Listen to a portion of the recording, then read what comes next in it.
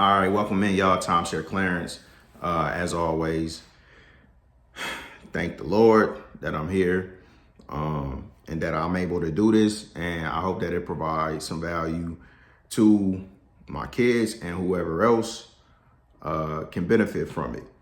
So, the situation with Aaliyah and me kind of being put in this mindset of processing from a different lens of no matter what, it ain't no excuse.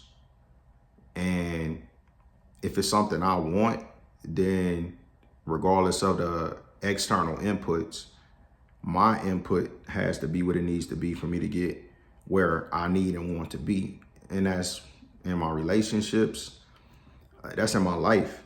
Like, if I want to be in shape, then, I got to make those investments. If I want to have good credit, like just anything. I ain't going to go down the list of every single thing, but that's where we at. So outside of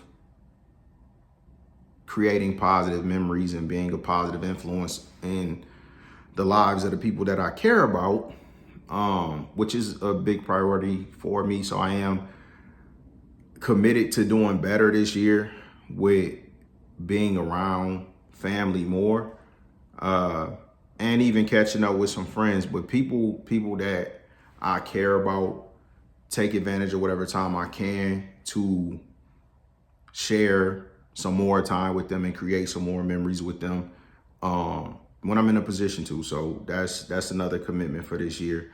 So that was kind of what happened with, trying to spend some time with Aaliyah. Initially, I wanted to take her to New Orleans, but my money was funny. So we ended up kind of doing what we could afford, which is funny because that's what I'm talking about people like with every single day selling timeshare. Like, man, doing what you want to do versus doing what you can afford to do.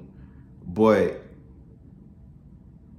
I'm kind of in the middle because I do own timeshares, and they got a trip booked for the beginning of June in Orlando, and like that can be a really good trip. I hope that it's a great trip, but it's a timeshare trip where the other trips that we take that's not timeshare, like it's either me trying to make the most of my employee rates, which I mean that's just common sense.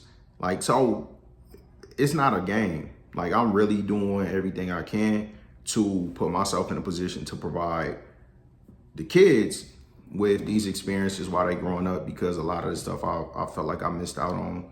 And then going from like the parent perspective to the kid perspective, the the older I get, the older my kids get, the more mistakes I make, the more grace I have, like, for my dad. And I forgave my dad for like everything a long time ago. Whenever we had a conflict, my position was always, this is not about what you did when I was a kid. This is about what you're doing right now. And it's the same thing. I want to be judged the same way, because that's the difference between Clarence Young and George Washington. I never saw the better version of Clarence Young Sr. We gonna see the better version of Clarence Young Jr. I'm seeing that already. And again, it gotta be in here before it's out there. So I know where I'm at, and I'm thankful to be where I'm at, and that it's got me on the path to where I'm going. And I ain't trying to like sound cool or cryptic, like legit. That's the only way I can explain it. Like, so it's a journey, it's a process. And in the midst of it, like these little gems that come up from Aaliyah. So I listen to her because my dad told me a lot of times he listened to me. Now, I don't feel like my dad ever actually followed through, but at least he let me know that he heard me and that he also felt that I was right, even if he wasn't gonna do it. Like, it wasn't because I was wrong. It's because that was his choice. It's not my choice to try to continue to do something that is detrimental to anybody that I care about. And I have no interest in hurting anybody I don't care about. I'm just saying, like, I'm focused on mine, right? So, yeah, I ain't. That's the opposite of what I want to happen. But it's not unique to my situation. When I was a kid, when I was Aaliyah's age, I probably wasn't even her age. I was younger than her. But I remember I'm living in St. Louis with my grandparents, and I went to Michigan to visit my dad. And like, I really wasn't going to visit my dad. I was going to visit Timmy. I was going to visit Erica. I was going to visit my friends, you know. So when I got there and got settled in when I was about to leave, and I don't know what time it was. It couldn't have been that late. But keep in mind, now I don't live with him, and now I'm a teenager. So say I'm 15, 16, between 15 and 17. I'm somewhere in there.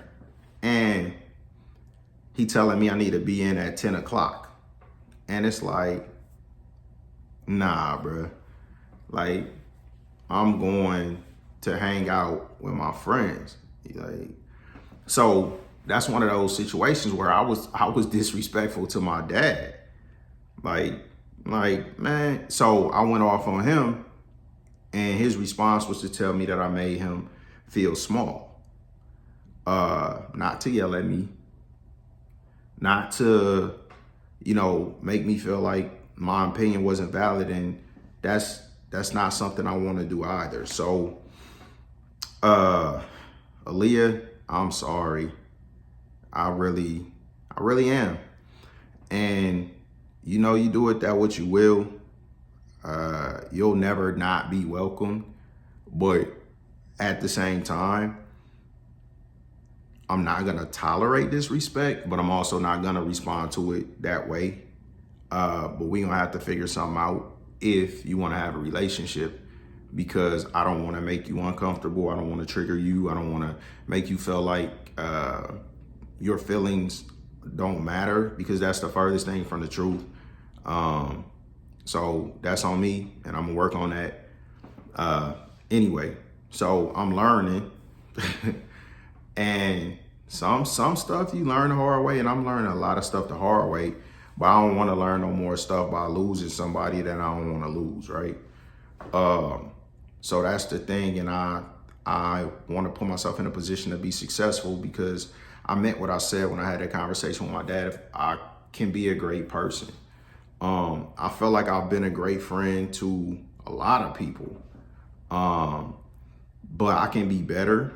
I can be a better person, because one thing in one of these relationships that was agreed on very early, as far as it pertains to being a good friend, is one of the best things that you can do for anybody that you really care about is take care of yourself, so that they don't have to take away from what they trying to do to try to take care of you. And that's real. So, I want to put myself in a position where I can not only take care of myself, I can help other people out.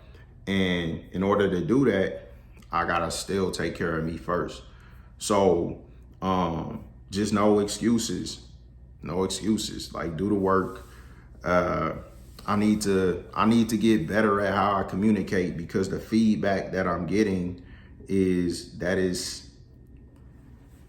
I don't want to say harsh, but it's not what it should be. Like, man, one of my directors told me, like, I should smile, and everybody tell me all the time. I feel like but I smile when somebody say something that create a smile, or when I see something that, like, I don't just be walking around smiling, but I don't be mad. But it's like, I don't know, just that in itself. Some people natural state is smiling and bubbly and whatever, and it's not my natural state. But could it be if I work on it? Maybe. So we'll see. So I'm gonna try to be I'm gonna try to be a more expressive person than just kind of, because I know at times I look intimidating and I sound intimidating, but like, man, I love everybody. I want everybody to be happy. Shit, I want to help everybody any way I can. I I just really don't like. I don't have no energy in me for like what I have looked at up until this point is like bullshit. Like, and I ain't saying it is. I'm just saying like that's kind of been my perspective of investing in stuff that doesn't really benefit me. So I like, what I'm trying to be funny for. Like, I ain't trying to be funny. I'm trying to make money. But life, like I gotta enjoy life, and that's part of it. And yeah, anybody gonna be happier being around somebody that's happy than somebody that's like, even if they ain't mad, they ain't happy. Like, okay, that's a pretty easy choice. Okay, I could be around somebody that's happy and smiling and joking and bubbly, or I could be around somebody that's gonna tell me what everything is. Like, they gonna be right, but this shit ain't fun. So, so that's where it's at. So I'm learning a lot. I learned a lot, and man, I know when I was 18, even at that age, I was grateful that my parents were both mature enough to allow me to do what was best for me, was to live with my grandparents. And I feel the same way about Aaliyah. Like, I would love for my daughter to come live with me. I feel like it would be the best thing for her. But not until it's gonna be the best thing for her. Because I feel like it would be the best thing for her in the sense of I would put her in the best, or help her and support her in the best way for her to actually do what she's supposed to be doing at this stage of her life, which is pretty much figuring out who she want to be. And I know that, so I want to support that. But that also has to be done in an environment where she feel like she can be that. And yeah, so I dropped the ball somewhere, but I ain't throwing the towel. Yeah, that's there we go. I dropped the ball, but I ain't throwing the towel. So I'm gonna keep working, and I appreciate you, baby girl. And I mean that. Like, I know Sophia is the youngest, and again, whoever gave her the nickname Princess Sophia, she could be that. But like, Aaliyah, you always gonna be my baby girl, and I love you, and I hope we get this shit figured out real soon, cause it's a lot of stuff that I want you to experience, and I want you to experience it as soon as possible, so you can get just as much positive influence as negative, because that's the only way to balance it out. So appreciate the lesson, appreciate you. I appreciate anybody who interested enough to even be paying attention at this part of the journey. And some people might be watching this 10 years from now, but you see where it started, you see what it is, and I appreciate the interest and the support. So until next time, Tom Share Clarence. Peace.